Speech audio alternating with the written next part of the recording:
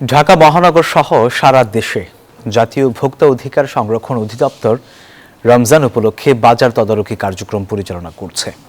নিত্য প্রয়োজনীয় পণ্যের মূল্য স্থিতিশীল ও সরবরাহ পরিস্থিতি স্বাভাবিক রাখার লক্ষ্যে মঙ্গলবার অধিদপ্তরের ১৩ জন কর্মকর্তার নেতৃত্বে ১৩টি টিম বাজার তদারকি কার্যক্রম পরিচালনা করে।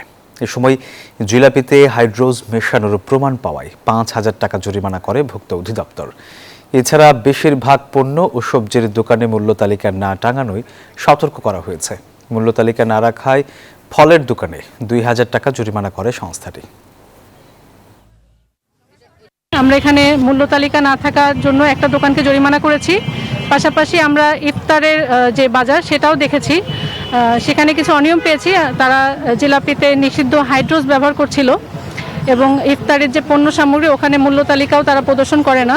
তো সেই অপরাধটা আমলে নিয়ে আমরা তাকে একটা প্রতিষ্ঠানকে ৫,০০০ টাকা জরিমানা আরোপ করেছি এবং সব ব্যবসা প্রতিষ্ঠানকেই সার্বিকভাবে নির্দেশনা দেওয়া হয়েছে যাতে তারা মূল্য তালিকাটা সঠিকভাবে প্রদর্শন করে।